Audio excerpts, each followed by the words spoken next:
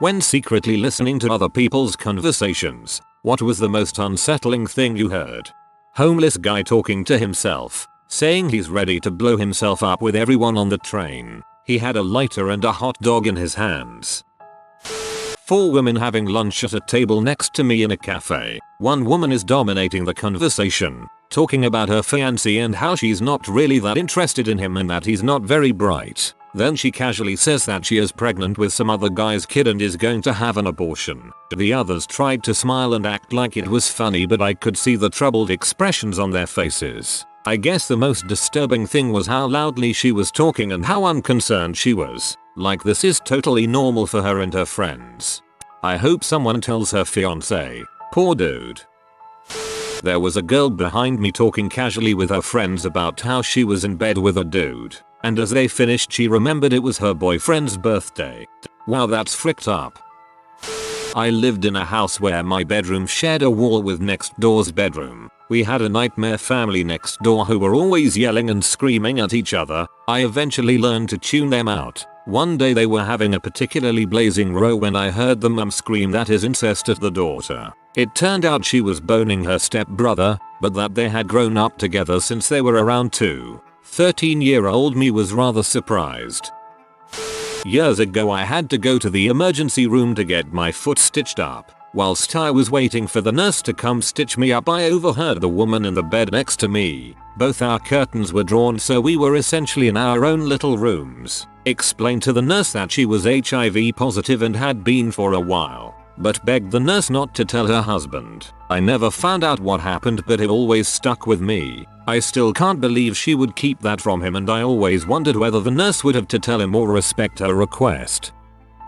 About 7-8 years ago around Easter I was at church waiting in line for confession. This guy was right in front of me, and when he went in, he spoke just loud enough for me to hear him say he regretted beating his wife. I'm not sure why, but that really shook me.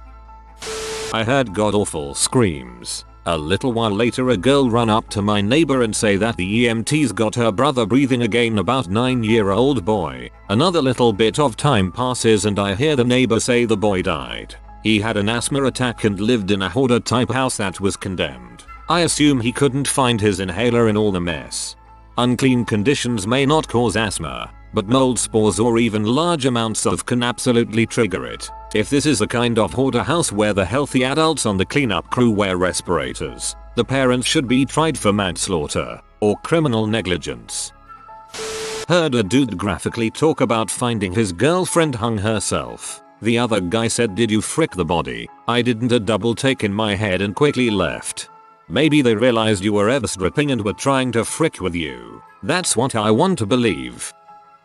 I'm a perpetual eavesdropper. Can't turn it off. And I overheard my parents quietly discussing some blood tests I'd gotten in another room. But this is just the snippet I remember clearly. "Dad, her phosphate's critically low. I'm not sure what we should do at this point." Mum, frazzled, weepy, "We have to get her into the ICU. She could just die in her sleep. She could just die." Very unpleasant to hear. My phosphate, as it turns out, was hovering 0.4, which is extremely serious. But finding that out wasn't as bad as listening to my parents discuss the course of action. They're both doctors and never stressed about their kids' injuries or illnesses, cause they'd always seen dealt with worse, but this time my dad sounded genuinely concerned and my mum was crying, which he just doesn't do. That was last week and my phosphate's getting back on track thanks to medical intervention, but that was definitely the most pure dread I've ever felt, hearing them talk about it.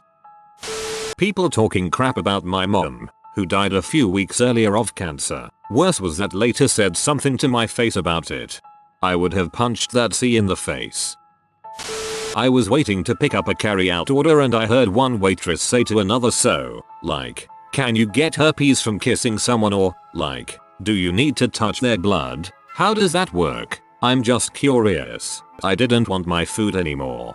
I'll have the herpes and ham soup."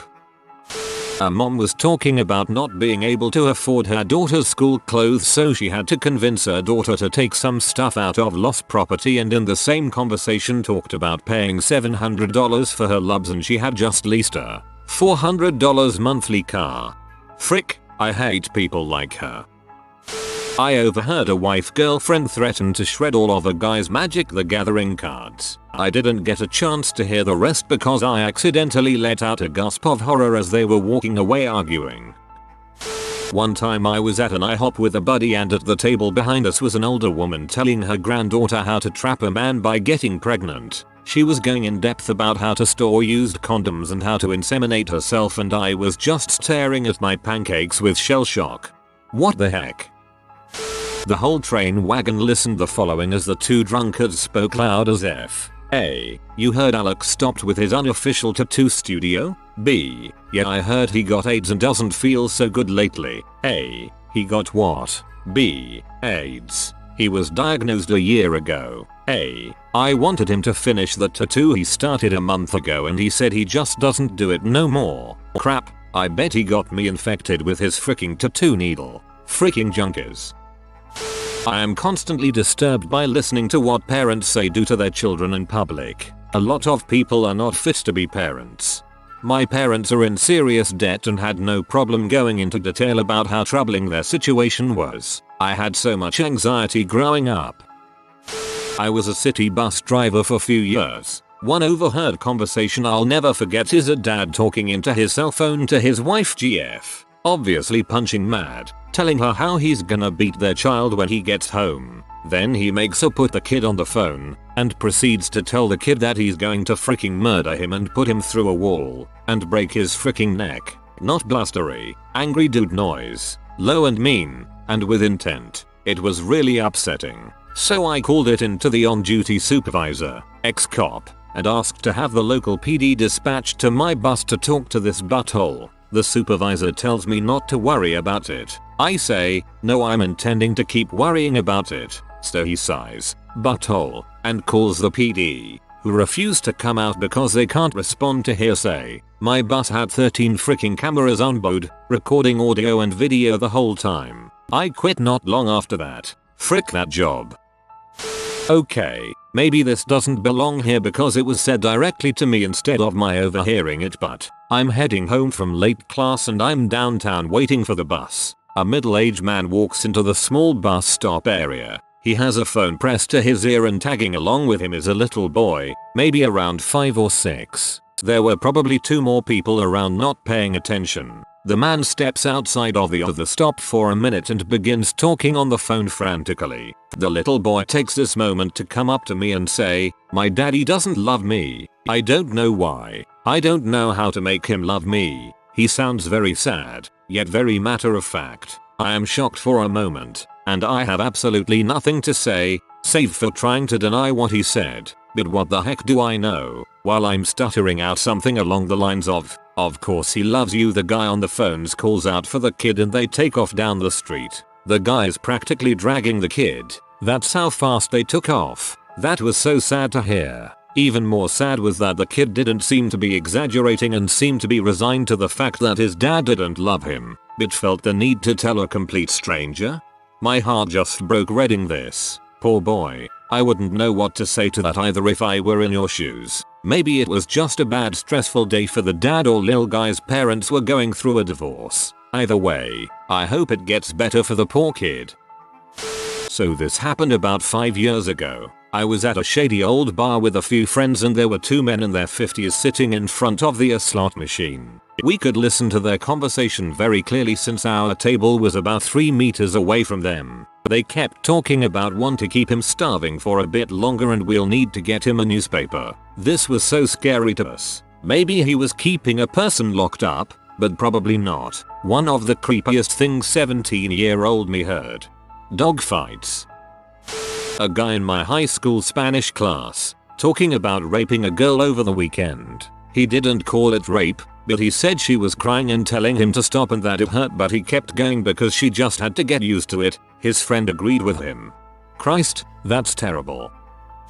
Not unsettling after I looked into it, but caught me off guard at first. At a coffee shop, I overhear what I gathered to be 2 professors at my school's theology school. Their conversation caught my attention when I heard them talk about one of their students favorably, saying she's working very hard on getting her STD. I looked up a possible alternative acronym. Turns out they're referring to a doctorate in sacred theology, which can be referred to as an STD. You listen to me, sir. I have 3 STD and I'll be damned if I don't use them. I was inside a church in Barcelona and I overheard a pray. The guy is asking, if I kill someone the voice is the chance is going to stop get better? He was muttering in Spanish that can be trick for Portuguese speakers. I saw this guy all the time and he look always in extreme distress. That's schizophrenia. Lived in a crappy apartment for a couple of years. Walls were so thin I could routinely hear others' conversations. Next door neighbor liked to tell her 8-year-old son that he was a loser and would never amount to anything. It was heartbreaking. But the worst incident was my downstairs neighbor. Let's call him Steve. Steve was rather unstable and the cops knew him from their frequent visits. One night around 2 AM he started blasting loud music. Apparently several people called the cops because an officer showed up before I even had a chance to call them myself. I hear the police banging on Steve's door, yelling this is the police. Open the door Steve. Then the cop went around to the side and banged on the window, yelling Steve, turn off the music and answer the door. The music abruptly stops and I hear the cop go back to the front door and knock it loudly with his fists again. More yelling for Steve to open the door. Then I guess Steve did open the door because next the cop yelled Steve, put down the hammer, and then I only heard some grunts and horrible moaning. By this time I was on the phone with 911, freaking out and telling them that I think a policeman has been killed by my downstairs neighbor. I never found out if the policeman lived or died. I was too terrified to leave my apartment that night because I didn't know where Steve went and or if he heard me freaking out on the phone to the cops. I could see through my window that a number of police cars and ambulances showed up, but I never left my apartment to investigate and they never came to me for a statement or anything. That incident was about 20 years ago and I still remember it so vividly. I can hear the cop's voice and those weird gurgling grunt sounds like it was yesterday. My friend had a downstairs neighbor whose boyfriend cheated on her constantly, and their closets formed a perfect chimney for the sound to come up. So anytime she was crying in her bedroom, we could hear her. The worst was when he cheated on her with her best friend on her birthday in her own bed. We didn't hear that, but we heard the aftermath.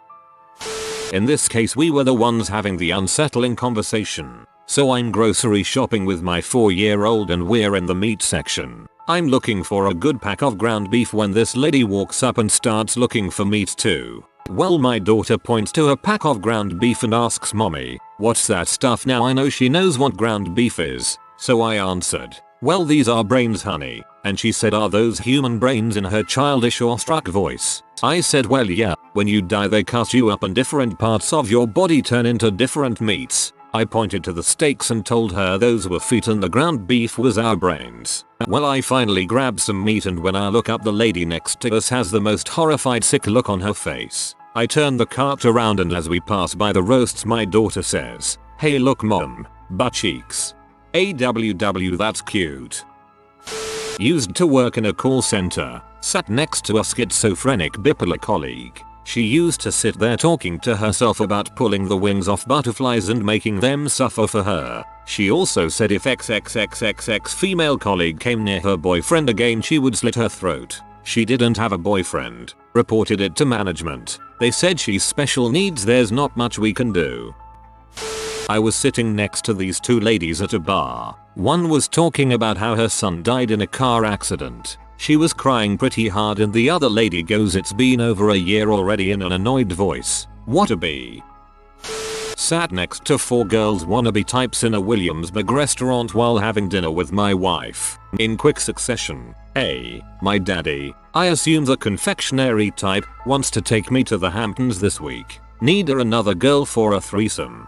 B. Another girl, your pee tastes good, you wanna come? B. He treats you good, right? I am down for it. I got to pay some bills. My parents need some money to pay rent. A. His CM tastes alright. Nothing kinky. C. Yo, I have to pay my loans. Does your daddy want a foursome? Laughter. A. I'll ask. Usually for a big party he brings in his stepson. He is cute and such a baby. He is like a junior at NYU. That ending got me shouting what the frick. 2 guys talking about whether they had enough gasoline to get the job done. They could have been talking about burning brush. or a Derby rally, or they could have been talking about burning down the warehouse that burned down that week. Well, frick. Walking with some friends through Seattle, I heard a group of women discussing the best way to get one of their fathers to bed another one of the girls. These girls were all in their early 20s, at the youngest. I was in my yard recently and overheard my neighbors in their yard. It's a 60-year-old woman and her 40-year-old son. I heard them talking about how they needed to wash their dolls and dye their hair again because they got them too dirty in bed last night. They also share a bed from what I heard. This is when you know you should move. Yuck. A 7-8-year-old kid telling his mom that he didn't want to hurt people but the voice in his head told him to. Crap kid, I am only here for diapers. Now you creeped me the frick out. I hope he got meds or therapy or something positive. I've once heard a woman say she will lose her children in a custody battle because of a seemingly unethical judge in family court. Hearing my unemployed neighbor tell his wife that he'll have to go there, KFC, with her because she can't do anything right and she forgot his chocolate cake. He was verbally abusive. It was messed up being privy to that. I wonder why she didn't leave. The same reason my ex-friend's mom doesn't leave her fiancé when he's calling her 17-year-old daughter a W. You ain't got no money or education to leave. I work in a law firm that focuses on domestic cases. I overheard a client talking about how her kids found vibrating sticks in their dad's bedroom. I was at the mall when I overheard this wonderful exchange. Do Deborah A, she's pretty hot, man. Do Deborah B, but she's pretty young. Do Deborah A, I mean in 6 more years she'll be 18. Do Deborah B, yeah, and you'll be 35. I dunno if it was some sort of joke or not, but it made me super uncomfortable. I let out an audible what the frick before they glanced over at me with a panicked expression and walked away quickly. Dude B's had some experience to steering the convo away from Dude A's freaky pedo crap. I was in a nightclub one time and the music was over so everyone was leaving at the same time. As we slowly made our way out, I heard 2 girls talking behind me. Girl 1 says, I love this place. You can do something like this. The girl grabs my butt, and no one cares and girl 2 just says yeah it's great crack, fun, isn't it? I pretended not to notice due to drunkenness but I was actually fairly sober. It didn't bother me really, it just unsettled me a little bit because as a guy you don't expect that crap to happen. 2 very respectable looking older gentlemen sitting in a pub discussing how ugly women probably want to get raped. Sick fricks. I had to fight the impulse to downvote. Then I realized you were just telling the story. I almost shot the messenger. Age 11. Heard dad insisting he better at least get a blowjob when talking to mom down the hallway, where sound carried unfortunately surprisingly well. The kid next door was told very loudly by his mom that he was an accident she never wanted and she regretted not having an abortion every day. All the kids playing outside heard that one. It was also said on more than one occasion. He did grow up to have quite a good career in finance if I recall correctly. My parents' neighbors speak super loud. Once I was in my sister's bedroom, the neighbor's living room is on the other side of her room, when we hear the mother say, since I started my menopause my vaginal discharge is green, with too high emphasis. We're still traumatized about it. I work at a coffee shop and 2 adults regulars were talking about 16-year-old girls. I never looked at them the same. My wife is from Algeria. One day, we were in an Algerian university while we were visiting her family and friends. Standing back against a wall looking out over a balcony, there's 2 kids around the corner from us who have no idea we're there but are talking about how they raped a girl they were friends with and now she's pregnant. They didn't know which was the father or anything but knew their lives would be ruined and spent in prison if anyone found out. So they're talking about how to get this girl an abortion so nobody finds out she's pregnant. In Algeria, if a girl gets pregnant before marriage she either has to marry the man she slept with or her family and marital life is over basically. So the girl they raped was more than likely scared to tell her family what happened for fear they'd disown her for premarital sex. In the case of rape victims, there are shelters and stuff set up to help them but the help is rarely enough for the women alone, let alone a baby. They finally came to the conclusion that they should basically kidnap her and beat her stomach so badly she has a miscarriage and then abandon her outside the city on a beach to be found by police. No idea if they ever did it, but my wife and her friends looked totally mortified as they were listening to these monsters talk about this and translating it all to me. When I was a kid, I had an old black and white knob TV in my bedroom. If you turned the UHF dial as far as it would go to channel 81, the frequency would bleed over into the same range as cordless phones. My friends and I would spend countless sleepovers listening to all of the people who lived in the townhomes around us and all of their day-to-day bulls. The problem was it was a crapshoot. You move the antenna around and pick up different signals, but they would go in and out. Occasionally we would hit AM radio stations from 5 states away. Sometimes only a faint end of a conversation, but sometimes it was loud and clear and it was like you were right there in the phone with them. This was one of those calls. I heard a male voice that none of us recognized, speaking to whom we assumed was a 1-900 sex line, trying to convince the woman on the other end to act like a 5-year-old. She refused at first, but after some prodding he convinced her. She threw on this baby voice, and he went off. He pretended to be her daddy and wanted to make her feel good. Let's just say crap got disgusting really fast, and the phone sex worker went right along with it. So after some heavy breathing and audible climax, he thanked her and asked her name so he could ask for her again next time. Her name was Candy. Of course it was. My 2 friends and I immediately went into Hardy Boys mode and over the next few weeks of summer, tried to figure out who the creepy guy was. We looked first at any single dudes in the neighborhood, but there wasn't many. Then one of us had the creepy realization that it was probably someone with kids. So we would eyeball anyone within a few houses of mine, figuring the signal wouldn't have been very strong. We never 100% solved the case, but we had our main suspect. It was the weird family who lives next door to me. They were this perfect little family with a Stepford wife, mother, and a maybe 6-year-old son. The dad was the sweater vest wearing super religious guy. Something always struck me as odd about that family. After a few weeks we moved on to another adventure, but that call always stuck with me. During my exams when I was 16, I overheard my dad talking to one of my family members on the phone about my mum's cancer. That's how I found out, and because I wasn't being told, I overthought everything. It took my mind out of it and I luckily got okay grades. She's fine now and said that the reason that they didn't tell me was because of my exams, but my dad's inability to keep a secret ruined that. My mom to my pregnant cousin. Well, you know, if you're on top then it'll be a boy. That's how it happened with schoolboy Gio. My cousin's response was, heck, then all of our kids will be boys because I'm always on top.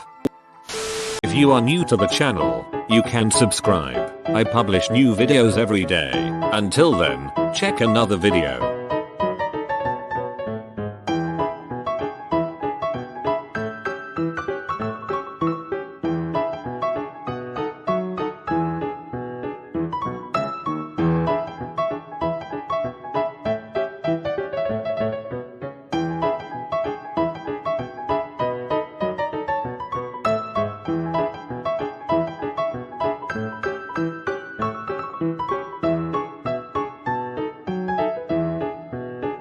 Bye for now.